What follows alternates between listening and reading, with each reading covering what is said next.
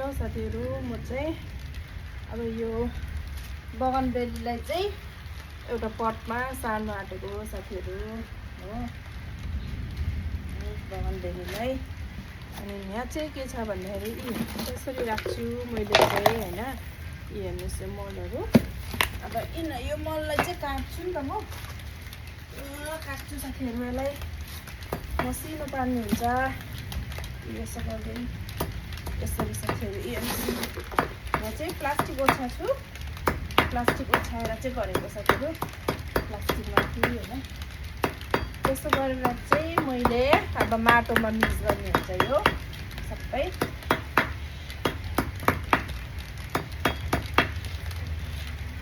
यस्तो गर्दै यहाँ बनानाको छिल्काहरू सब यस्तो छ साथीहरू।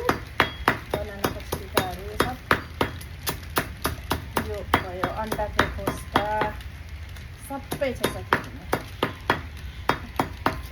यसलाई चाहिँ यहाँ लगाउनु पर्यो। ग्लोभ चाहिँ उल्टा लगाइछु मैले नि।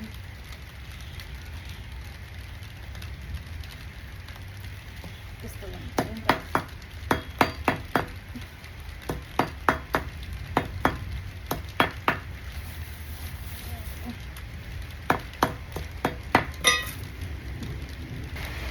यहाँ यी भइसक्यो साथीहरू, हेर्नुहोस् कस्तो गऱ्यो हो।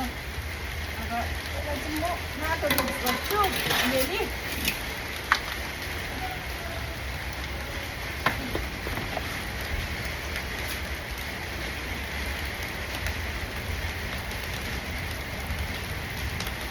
कतिले त कति घिनलाग्दो छिल्का हो भन्छ होला साथीहरू।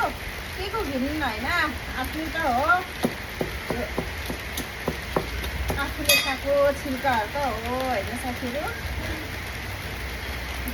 मल यसै पाउँदैन अनि अब यसरी त गर्नु पर्यो होइन।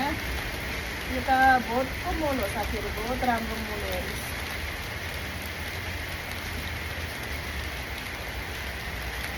अब यसलाई म यसरी पुरा मजाले मिक्स गर्ने हुन्छु। चाहिँ मैले एलोभेरा लिइरहेको छु। एलोभेरामा चाहिँ यसरी गरेर लाउनुपर्छ साथीहरू होइन। यसरी गरेर यसको फेदमा चाहिँ एलोभेरा लगाउनुपर्छ मजाले, एलोभेराको जेल।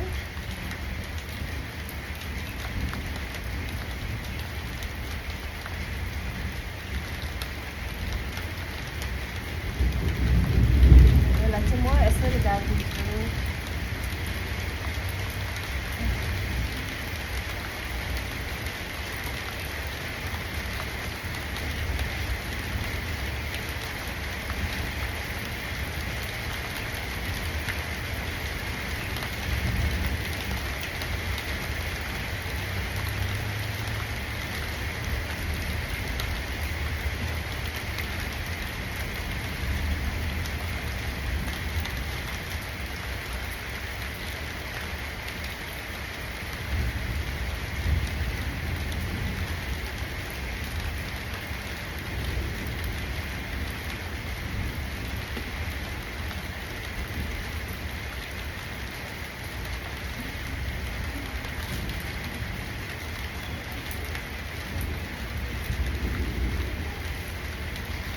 यो मल हालिदिनु, यो माटो हालिदिनु अलिकति हो।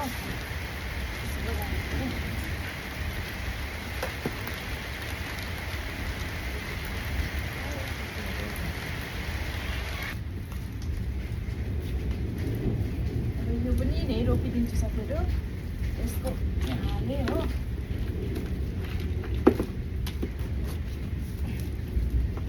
मल हालिसकेँ। मल हालेर चाहिँ अब यही हालिदिन्छु।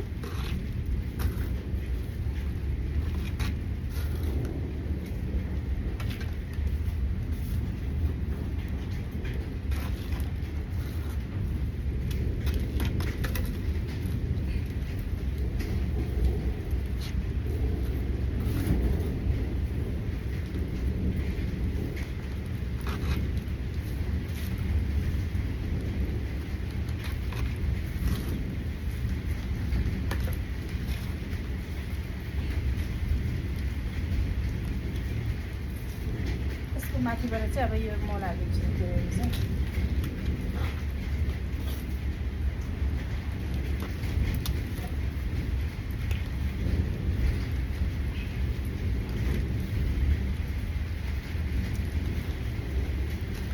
यसरी रोपिसकेर चाहिँ यो अलिक थिच्नुपर्छ क्या साथीहरू, यसको जरा अलिक सेटिङ होस् भनेर चाहिँ थिच्नुपर्छ हो।